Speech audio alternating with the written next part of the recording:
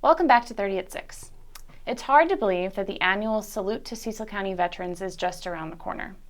Here tonight to talk about it are Jean Daley and Brian DeMarris.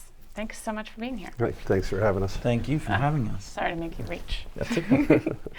So Jean, you are a board member on the Salute to Cecil County Veterans, Right. and you are also the commander at the Northeast VFW. That's correct. And Brian, you are the president of the Salute to Cecil County Veterans. Yep, that's true. How long have we been doing this event here in Cecil County? This year will be the 28th year. That's exciting. Yeah, right.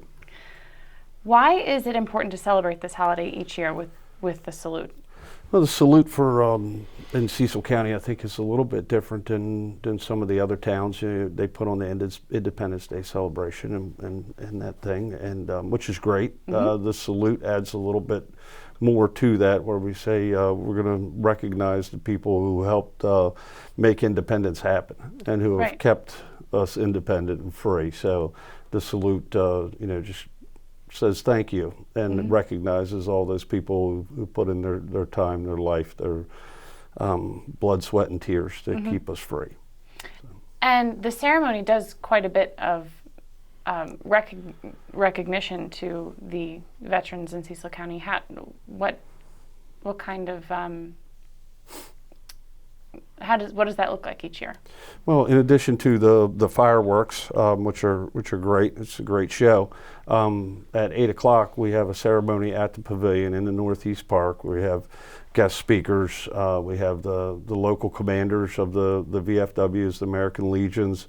This year, we have the state commander for Maryland VFW, as well as the state president of our auxiliary. They all come to the park at the pavilion. We, have some speeches, Mm-hmm. sing the national anthem. 29th Infantry Division will do a flag raising ceremony for us, and a community pledge of allegiance. So it's a really nice event in the ceremony, in addition to the food and the vendors and Mm-hmm. stuff. That's awesome. And what role does the Northeast VFW play specifically? Specifically, we put on a honor dinner at the VFW for the local commanders, like I said before, the Legions and the VFWs, Mm-hmm. and local VIPs Mm-hmm. there in our hall. And like you said, if it rains, Right, You then we have provide a perfect place to seek refuge. Yeah, sure. aside from the ceremony, what other kinds of work do you do to pull off this event each year?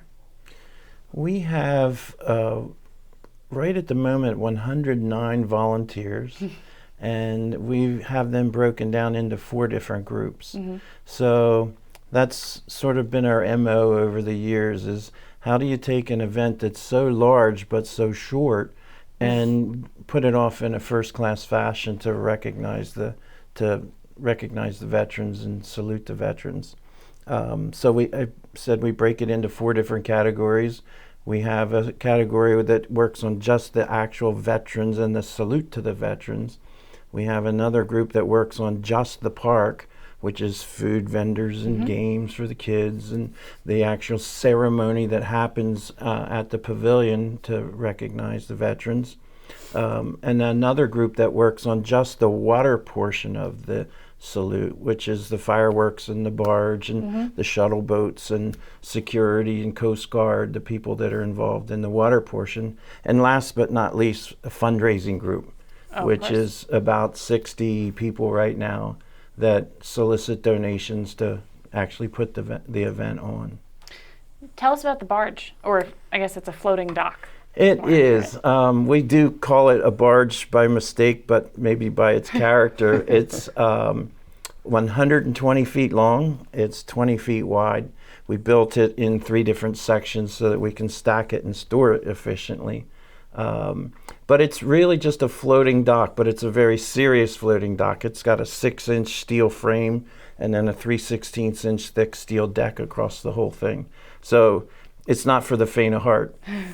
We had to design it so that it would fit in the water and float, but also fit in the Northeast River, because the portion of the river at low tide gets, where we're going to shoot the fireworks, gets down to about 2 feet in depth, in water depth. So we had to strategically plan it to fit in the spot at marker 17 on the Northeast River. So that's how we do the barge, and we were so excited to do it last year. It was going to be the big event, because having a barge was the one item that put the whole event in jeopardy. We just had such a tough time to find a barge every year.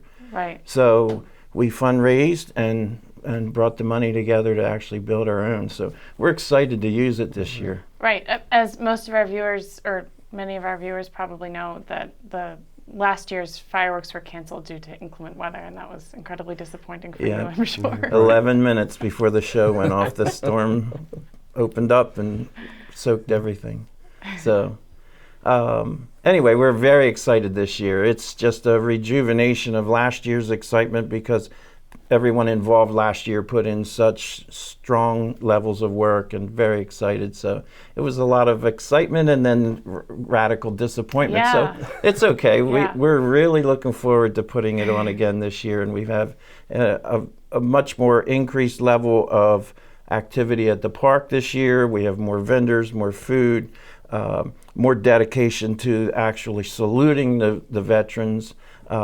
The fireworks part was going to be spectacular, and we expected to be spectacular this year, but that's just a grand finale for the whole night. That's the last 25 minutes. Right, and the event kicks off at the park opens at 6. 6, okay. The actual salute starts at 8, and then there'll be fun food, music ahead and behind that 8 o'clock actual ceremony, and then the fireworks start at 20 after 9. Yeah, what do people have to look forward to this year as far as vendors and music?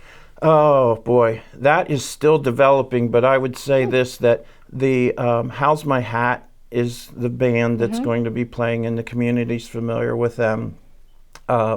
There will be, I'm just going to give you a wing it number and tell you about 8 to 10 food vendors and 8 to 10 community vendors is what we refer to them as, but that's Boy Scouts, Cub Scouts, Cecil County Public Library, people putting their wares and vending their wares out from a community standpoint. So we encourage nonprofits to come to the park and tell the community who they are and make it a festive event for the evening.